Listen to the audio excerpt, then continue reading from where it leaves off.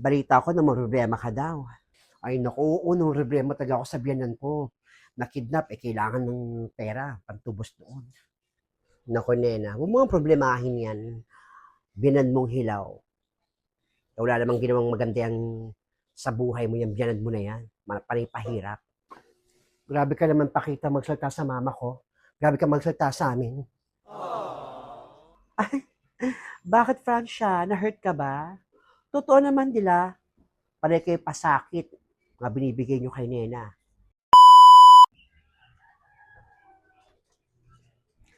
Nena. O Peter. Para nakita ko, pumunta dito si Pakita. Ay oo, dumalaw lang si Pakita. Tapos nalaman niya nga na nangangailangan tayo ng pera pantubos sa mama mo. Baka mapahiram niya tayo. Ah, talaga? Sana nga, hindi ko rin naman din sure kung kung ilan din laman ng ATM ko, pero nasa million din yon. Nasa yung kapatid ko si Francia. Kuya, o Francia, dito ka lang muna, Nena. Ngayon kami pupunta ni Sonia dun sa bahay nila Blandina para kunin yung ATM ko sa ilalim ng aparador. Ah, ganun ba? Ngayon kayo pupunta? Sige, basta mag-iingat kayo ha. Francia, tumulong ka na dito kay Nenay. Ikaw muna sa mga gawaing bahay. Nakakahiya na sa tao. Tumulong ka naman. Opo, kuya. Tutulungan ko din sa bahay ni Nena. Nakakahiya na rin kasi. O, sige na. Sige na, puntahan ko lang si Sonia, kausapin ko. O, sige na, sige na. Ingat, Peter. Ingat ka, kuya, ha? Nena, pasensya ka na sa akin, ha? Hayaan mo, tutulungan ko rito. Okay lang. Francia, sige na. Tumulong ka lang muna kahit para malibang-libang ka. Sige, salamat sa'yo ulit, Nena. Feli? Peter, bakit? Feli, pwede ba makausap si Sonia? Sonia! O, bakit? Tawag ka ni Peter. O, Peter, bakit? Sonia, ano? Ngayon na ba tayo aalis para kunin natin yung mga gamit natin doon sa mansyon? Sige, sige.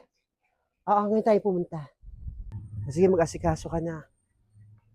Tignan muna natin, pagmasa muna natin yung bahay nila. Tapos, after nun, pag walang tao, pasukin na natin. Sige, ganun gawin natin. Hintayin mo ako dito ha. Magpapait lang ako ng napkin tsaka panty. Naregla kasi ako ngayon. Wait mo lang ako dyan. Sige, hintayin kita rito.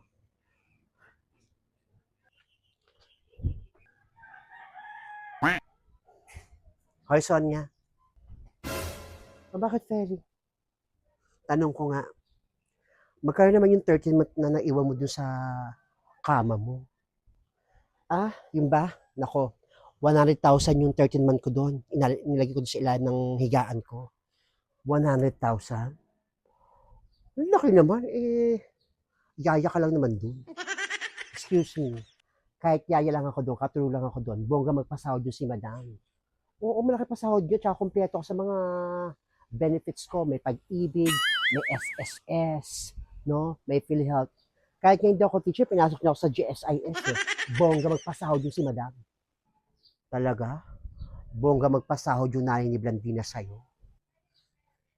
Pinsan, baka naman pag nakuha mo yung pera mo doon, pautang mo kahit 10,000 lang. Ha?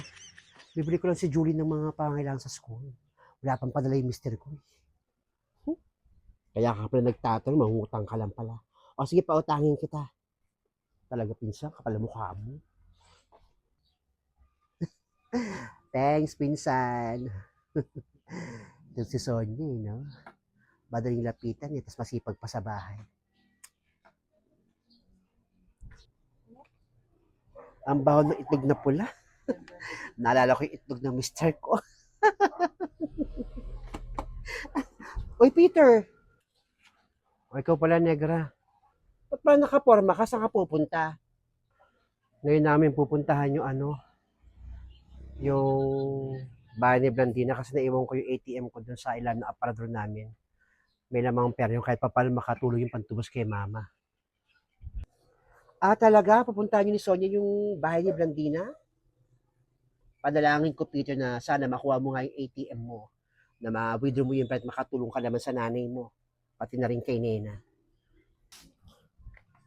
Halika na, Peter. O, yan pala si Sonia. Diyan ka na, ha? O, sige, sige, sige. Nandiyan na rin pala si Sonia. Ingat kayo.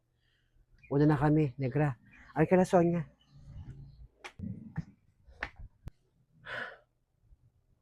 Sana matubos pa yung nanay mo. Grabing kidnapper ngayon, nakautak-utak. Si Aling Adel pa yung talagang... Wala pa yung ipon na, mister. Ay, naka, makaligo na nga muna.